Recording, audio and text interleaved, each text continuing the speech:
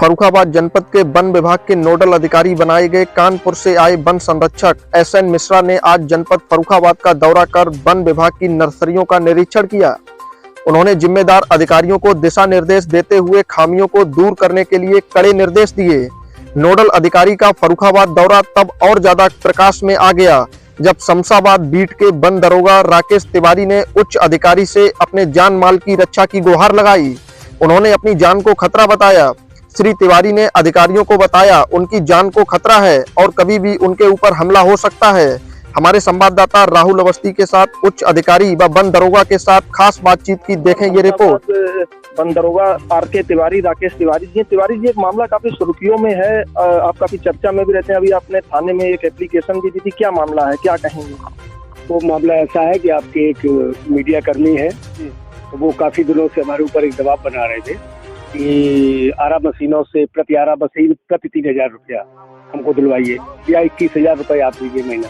तो जब मैंने उसको मना, पहले संदेश बाग आया उसको मना कर दिया, उसके बाद फिर उन्होंने हमारे फोन पे फोन करके पूछा, तब भी मैंने मना कर दिया। उसके बाद वो हमारे, जबकि वृक्षों का कटान मैंने बिल्कुल रुकवा रखा है, अवैध कटान होने नहीं दे रहे, उसके बाद भी वो हमको प्रतिदिन हरियाली उजड़ रही है, मतलब तरह तरह के आरोप लगा कि वो उसमें वो छाप रहे हैं। एक बांस खेड़ा का मैटर है, वहाँ का जो ये जो भूमाफिया है और उनसे इनके अच्छे ताल्लुकात है और उनका ये सपोर्ट करते हैं। हम वहाँ पे 70 हेक्टेयर हमने जमीन जो वृक्षारोपण के लिए ली रहे हैं और जिसकी पैमाइश चल रही है, सारा बवाल ये है। तो उन भूमाफियाओं से मिलके ये हमको मतलब व्यक्तिगत तौर पर टारगेट कर रहे हैं, व्यक्तिगत तौर पर मेरी छवि खराब कर रहे हैं, जबकि अवैध कटान बिल्कुल नहीं हो रहा है, पेड़ कटने नहीं दे रहे हैं।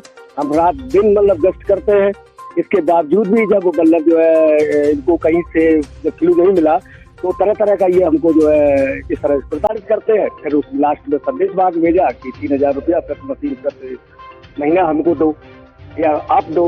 मैंने मना कर दिया। फिर उन्होंने कहा हम कार्यालय को फोन किए दे रहे हैं, तो हमने आप कार्यालय में फोन करें, कहीं भी फोन करें। कहीं न कहीं पत्रकार हो या बंदा हो या पुलिस से कहते हैं कि चोली दामन का एक साथ होता है।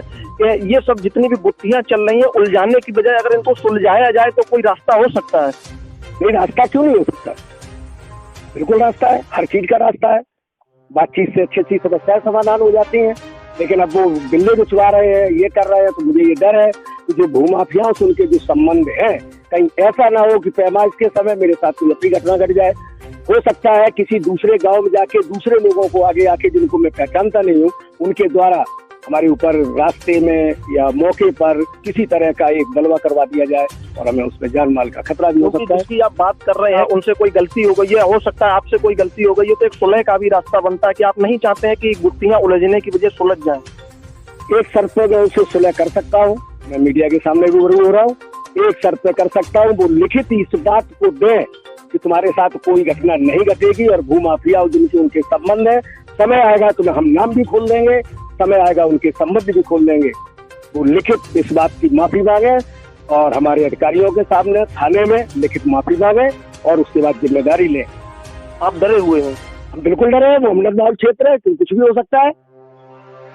अराजकता तो चारों तरफ घूम रहे हैं। आपके उच्च अधिकारियों ने आपसे क्या कहा? उच्च अधिकारी हमारे सपोर्ट में खड़े हुए हैं। साहब ने कहा है कि यदि कहीं भी तो आपको कोई दिक्कत आती है, जरा सी भी आप बताइए, हम डीएम साहब से मिलके और समस्या का समाधान करेंगे। आप समझौता करवाने के कोई मूड में नहीं है कि किसी प्रकार की सुलह हो जाए? जब तक मुझे ये आत्मविश्वास नहीं हो जाएगा कि हम सुरक्षित हैं। कैसे होगा? कैसे होगा? किस तरीके से होगा? आप हमें ये बताइए, किस तरीके से होगा? आप एक जिम्मेदार अधिकारी हैं और किस तरीके से होगा बताइए। नहीं, जिम्मेदार अधिकारी है तो क्या करें बताइए? अपने बिल्ले बिछवा लें। हम परचून की दुकान से बिल्ले खरीद के लाए हैं इनको। मुझे सरकारी बंदूक आवंटन है यहाँ आत्मरक्षार्थ के लिए, हमारे रंजन अधिकारी महोदय मुझे दी है, सरकारी असला है जी। और हमारे साथ रहने वाला व्यक्ति भी उस असले को टांगेगा तो हम हर समय कंधे पर टांगते रहेंगे। बता रहे हैं कि हमारे सरकार ने हमको असला दिया है और मैं कब तक टांगूंगा, तो क्या ये सही संभव है कि आप अपना असला किसी दूसरे व्यक्ति को दे देंगे? अगर हम पेशाब करने चले गए या हम खुद भी कूद रहे हैं तो हम अगर उसको पकड़ा दिया, हम पहले कूद गए, मैंने फिर पकड़ लिया उसको, तो इतने में उसने न तो कोई डकैती डाल दी है न कहीं उसने गोली चला दी। उसकी फोटो लेके उसमें लिखा गया कि सरकारी बंदूक किराए पर उठवा दी गई और किराए के आदमी से वसूली करवा रहे हैं। आप चाहते हैं क्या है? आप ये बताइए। कहीं न कहीं अगर जिस तरीके से आपके बीच में सामंजस्य नहीं बैठ पाया है और जिस पत्रकार की आप बात कर रहे हैं उसके उज्जवल भविष्य को देखते हुए एक दया याचिका भी होती है, आप किस तरीके से देखते हैं? क्या आप किसी का भविष्य चौपट करना चाहते हैं या एक सामंजस्य की भावना से आप मामले को सुलझाना चाहते हैं? अब दो बात में बताइए, इस समय आप कैमरे पर हैं और बिल्कुल मैं कैमरे पर हूँ, मैं कहने में चूकता नहीं हूँ। अगर हम उनके उज्जवल भविष्य की कामना करते हुए सामंजस्य बैठाने का प्रयास भी करूं तो ये क्या चैलेंज है कि मेरे स्टारों की रक्षा वो करने का प्रयास करेंगे या कर रहे हैं? नहीं, मीडिया आपके साथ खड़ी है, पूरे देश की मीडिया आपके साथ खड़ी है, मैं स्वयं आपके साथ खड़ा हूँ। जितना मैं आपके बारे में जानता हूँ कि आपने अब तक सबसे ज्यादा रेवेन्यू जनपद फर्रुखाबाद के लिए दिया, क्या ये मामला कितना रेवेन्यू दिया, क्या क्या आपकी उपलब्धियां हैं, जरा उनके बारे में प्रकाश डालिए। हमको यहाँ पे पोस्टिंग हुई 18 महीने हो चुके हैं। 18 महीने में लगभग 13-13.5 लाख रुपए का रेवेन्यू हमने अपने क्षेत्रीय वनाधिकारी के सहयोग से, उनके निर्देशन में रात 24 घंटे छापामारी करके हमने वसूल किया, सरकार को दिया। वही मेरी बुराई चल रही है। आप मुझे ये बताइए, आप सामंजस्य बिठाना चाहते हैं या चीजों को उलझाना चाहते हैं, कानूनी तरीके से उसको देखना चाहते हैं? हम कानूनी तरीके से उसको देखना चाहते हैं। आप चाहते हैं कि FIR होकर FIR हो, अगर उनको मुझसे कोई तकलीफ है वो भी FIR करें और कानूनी तौर पर इसका निर्णय। ठीक है सर, एक मामला सामने आया है आपके वन विभाग का, आपके वन दरोगा हैं जो शमशाबाद बीट के हैं, राकेश तिवारी जी। उन्होंने भी एक थाने में FIR के लिए कॉपी दी है, बता रहे हैं कि जान माल को उनको खतरा है। इस मामला संज्ञान में है, क्या कहेंगे इस पर? अभी तो मेरे संज्ञान में नहीं आया है, तो मेरे पास आता है तो मैं इसको दिखवाऊंगा।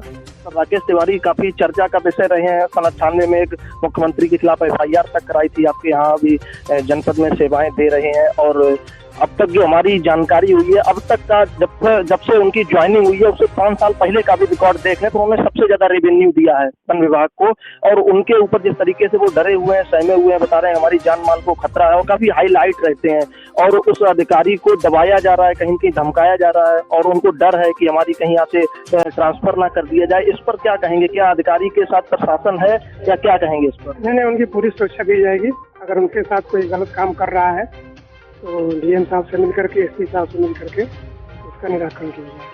सर, अब तक जो है जब से उन्होंने यहाँ पे सेवाएं दी हैं, तकरीबन 17 हेक्टेयर से भी ज्यादा की जमीन भूमाफियाओं से मुक्त करवा चुके हैं, और भी आगे भी बता रहे हैं कि इसी तरीके से हम सेवाएं देते रहेंगे। और कहीं न कहीं उनकी जान माल को खतरा, और मजबूरन जिस तरीके से हमारी बात हुई मीडिया से रूबरू जब वो हुए तो उन्होंने बताया कि हम बहुत डरे हुए हैं, सहमे हुए हैं और मुझको जबरदस्ती टारगेट किया जा रहा है और आए दिन सुर्खियों में बने रहते हैं। आपका क्या नजरिया है इस पर, और प्रशासन इसको किस नजर से देखता है? डिपार्टमेंट और प्रशासन पूरा सहयोग करेगा। अगर वो प्रकृति के हित में और विभाग के हित में काम कर रहे हैं तो उनका पूरा सहयोग विभाग की तरफ से मिलेगा। आज हमारे साथ वन विभाग के नोडल अधिकारी जी हैं। सर, आज आप फर्रुखाबाद में आए हैं, क्या प्रोग्राम था आपका?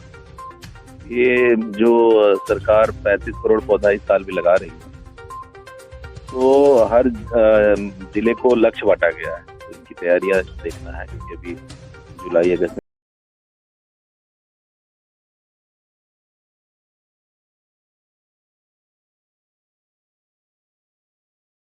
जैसे पर्यावरण संरक्षण के लिए क्या संदेश देना चाहेंगे?